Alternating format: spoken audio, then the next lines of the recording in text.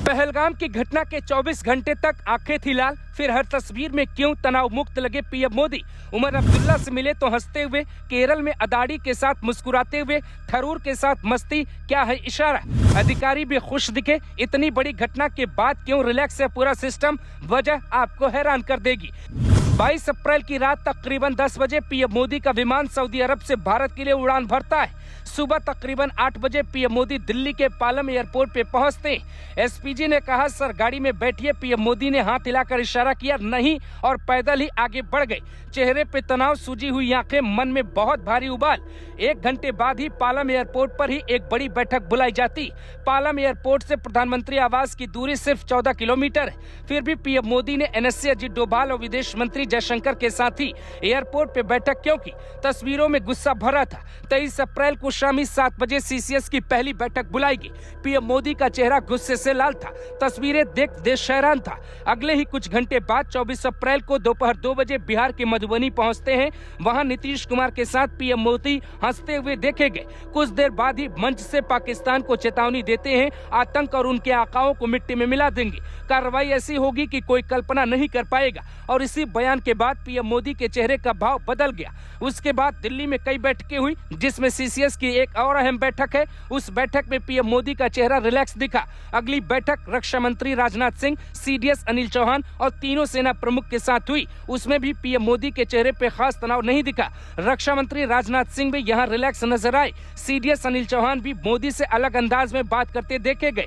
वायुसेना प्रमुख के चेहरे पर भी कोई खास दबाव नहीं था। तो इसका मतलब क्या है? क्योंकि पुलवामा की घटना के बाद पीएम मोदी की आंखें भर गई थी, बदले की आग धधक रही थी और देश ने 2 हफ्ते के भीतर ही पाकिस्तान की कमर तोड़ दी थी।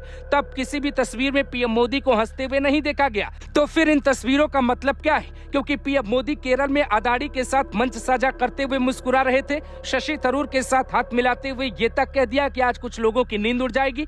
यानी सियासत भी जारी थी। लेकिन दूसरी तरफ पाकिस्तान बहुत बेचैन है। रात 2:30 पे सूचना प्रसारण मंत्रालय संभाल रहे पाकिस्तानी मंत्री अता उल्ला तरार मीडिया को बुलाते और प्रेस कॉन्फ्रेंस करते, कहते हैं कि भारत किसी भी वक्त हमला कर देगा। तो भाई ये चक्कर क्या है? यहाँ पीएम मोदी एकदम रिलैक्स है, वहाँ पाकिस्तान की रातों की नींद क्यों उड़ी? इसकी वजह बहुत हैरान करने वाली, सुनिए चौंका देने वाली बात। इसी बीच 13 देशों से पीएम मोदी की व्यक्तिगत बातचीत हुई। सभी मुस्लिम देशों ने इस घटना को लेकर पाकिस्तान की निंदा की। चीन और सीरिया जैसे देश भी जो पाकिस्तान के करीबी माने जाते हैं, वो आतंकवाद के साथ खुलकर खड़े नहीं हो पाए।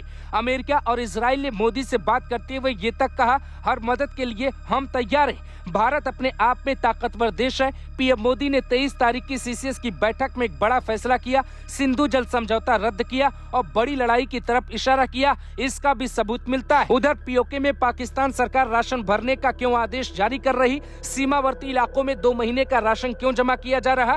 करीब 1000 मदरसों में आखिर छुट्टी क्यों घोषित की गई? आतंकियों के कैंप खाली करवाकर उन्हें सुरक्षित ठिकानों पर क्यों भेजा जा रहा? पाकिस्तानी आर्मी में नौकरी छोड़ने का सिलसिला जारी क्यों है? कई नेताओं के परिवार को शिफ्ट कर दिया गया है। ये साफ इशारा है कि भारत किसी बड़ी तैयारी में। इधर मोदी की मुस्कुराहट, उधर पाकिस्तान की बढ़ती बौखलाहट। इसका कोई ना कोई कनेक्शन है, क्योंकि बड़ी लड़ाइयों को कभी भी रोते हुए नहीं जीता जा सकता। पीएम मोदी की मुस्कुराहट के पीछे का सबसे हैरान करने वाला राज यही है कि वो अपनी सेना के साथ देश की जनता को ये संदेश देना चाहते हैं कि सरकार कमजोर नहीं है, पीछे हटने का सवाल नहीं है, जवाब की तैयारी। यकीन न हो तो इस वीडियो को डाउनलोड करके रख लीजिए। उस दिन देखिएगा जिस दिन आधा पाकिस्तान साफ हो चुका होगा।